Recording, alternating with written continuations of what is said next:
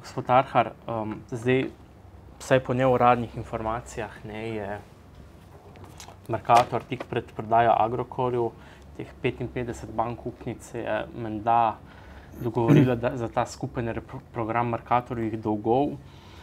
Zdaj, ta saga v Mercatorju se vleče že dolg časa, že tule en predsednik uprave je Božo Jašovič odstopil zaradi teh pritiskov. Ti pritiski so se tudi še nadaljevali, še nadaljujejo. Kaj se lahko banke naučijo zdaj iz tega primera za naprej tudi? Glejte, vi ste omenili seveda nominalno gledano skozi številke največji primer tukaj v Sloveniji. Vendar to ni posamični primer. Kriza je pokazala, da je v pretežni meri pri večini podjetij prišlo do tega, da so banke nasproti dolžniku v času visoke likvidnosti, v času visoke gospodarske rasti nastopale individualno, bilateralno, za majhne cenovne razlike. Za majhne cenovne razlike, gledano tako na fiksno maržo, ki se dogovarja pri gibljivi obrestni meri Euriborju, kot tudi gledano iz vidika različnih zavarovanj. In ko je kriza prišla in smo se znašli večina gospodarstva v dolžniških težavah, je seveda pristop bank prav tako individualen, bilateralen. Vendar se z individualnim pristopom se je ugotovilo, se ne razrešuje ničesar.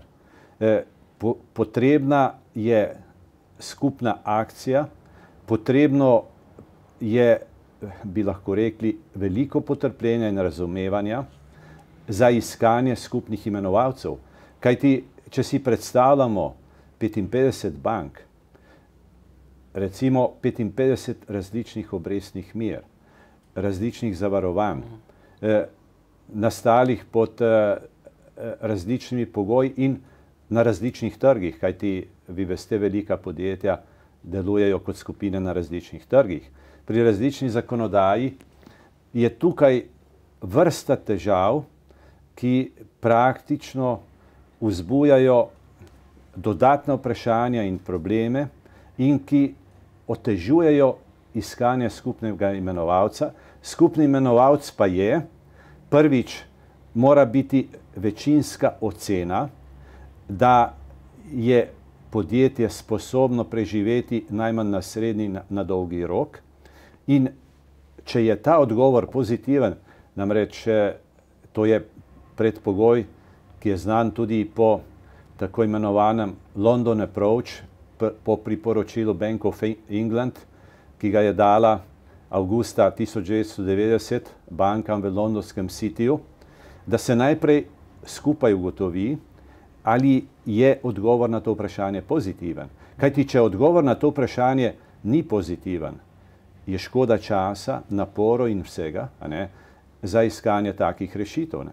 Zato poglejte, iz tega zornega kota, že izhajajoč potem iz priporočil, ki jih je dala Banka Slovenije junija 2009 bankam, pa smo jih kasneje na predlog Združenja bank, je Banka Slovenije ta priporočila revidirala v septembru 2012. V letošnjem letu, ali točneje na zadnji seji, 11. junija, je nadzorni svet Združenja bank sprejel sedaj enotna načela, enotne principe, kako ravnati v vseh teh primerih. Mi smo pretekli teden te principe, ta načela, posredovali tudi Družbi za upravljanje s terjatvami, DUTB, kajti vi veste, družba ni banka, hkrati pa je pomemben subjekt od konca lanskega leta in danes nastopa skupaj z bankami v številnih primerih. Zato so banke zainteresirane, da je tudi obnašanje, da bi bilo obnašanje te družbe skladno s temi načeli, da bi torej banke in družba in seveda tretji, kajti niso samo banke, čeprav so banke dominantne na upniški strani, ta načela, ki so hkrati tudi neke vrste menedžerska načela, se ravnali po njih, zato da bi prvič bili postopki iskanja rešitev hitrejši in drugič, da bi ti postopki pripeljali k boljšim rezultatom. Tako da situacija, poglejte, je ravno, ko primerjam recimo posamezne rešitve v posameznih evropskih državah, je dejansko ravno na tem segmentu v največji diferenci. Kajti, kot rečeno, predvsem v stari Evropi so večje investicije in pristop k financiranju večjih investicij, bi lahko rekli, stvar dobre bančne prakse in seveda tudi investitorjev, kajti investitorji se zavedajo, poiščejo vodilne banke, gredo z njimi v razgovor in jih nagovorijo, da potem pristopijo k formiranju bančnega sindikata in k financiranju projekta na podlagi ene pogodbe. Kajti, če si vi predstavljate, danes pri 55 bankah ali pri 20 bankah, pri 10 bankah, kako bi bil olajšan proces, če bi imel opravka z enim, vis-a-vis tolikim udeležencem. Tako iz vidika časa, iz vidika pogajanj okrog pogojev, in seveda tudi iz vidika ocene, predvsem čim bolj enotne ocene sedanjega stanja, pa tudi ocene bodoče projekcije. Kajti vsi upniki živijo seveda v upanju, da bodo te ocene in te projekcije v tej bližnji prihodnosti rodile sad, pozitivne rezultate, da bo na eni strani firma vsako leto bolje funkcionirala in da na koncu bodo tudi upniki prišli do dogovorjenega poplačila. Torej, eno od teh priporočil je za te velike projekte oblikovanje sindikata bank za sindicirana posojila. In gledajte, to ima običajno dve obliki, je sindikat, ali pa se taki projekti tudi financirajo v obliki tako imenovanih club deal, se imenuje. Club deal, kar pomeni, v tem primeru je manjše število bank, vloge niso podrejene banka drugi banki, ker vloge pri sindiciranem kreditu so razdeljene, eni so agenti, če je kredit v obliki obveznic, so nekateri tudi vpisniki ali underwriter in tako naprej.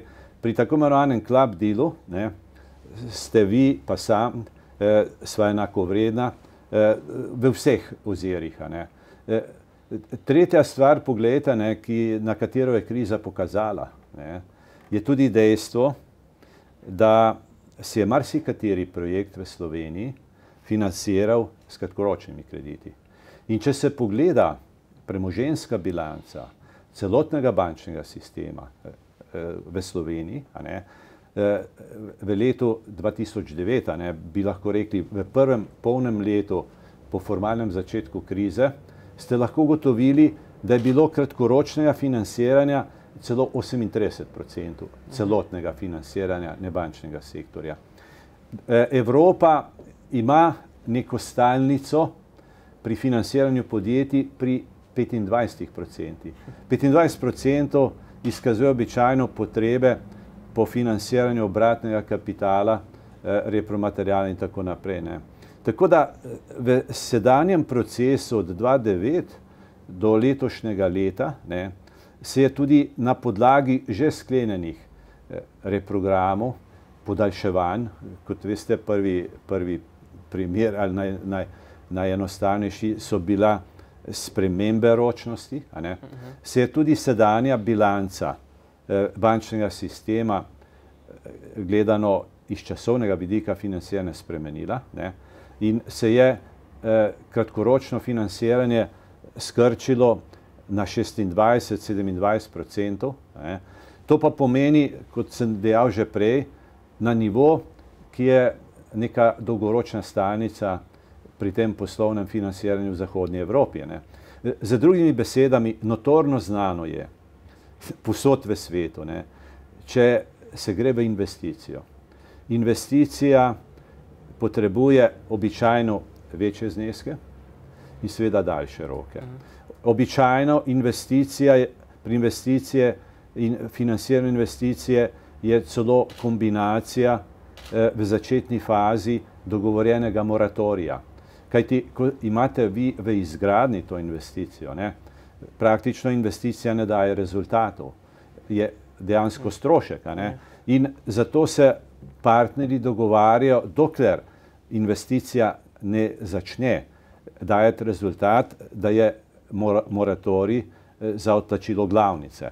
Obresti tečejo. Tako da vse to se je na nek način v izobilju denarja, ki je bil takrat na trgu z vstopom v Unijo, nekako zanemarilo, se je hitelo ali pa celo razmišljalo, da glede na to, da so sedaj drugačne razmere, bo te likvidnosti vedno dovolj, bo denarja vedno dovolj, itak se je vodila, bi lahko rekli, politika cenenega denarja, tudi na nivoju Evropske centralne banke, ki se vodi še dan današnjih, če vidite zadnje ukrepe, negativna obrestna mera za depozite. Tako da vsi ti činitelji kažejo na to in so del odgovora, zakaj je prišlo do tako velikega kreditnega buma, in na drugi strani zakaj do zelo, bi lahko rekli, ohlapnih dogovorov in seveda pošteno povedano tudi do nizkih cen, predvsem iz vidika ocenjevanja tveganj, ki pa so seveda vedno prisotna, kadarkoli govorimo o bodisi krajšem ali pa daljšem časovnem obdobju.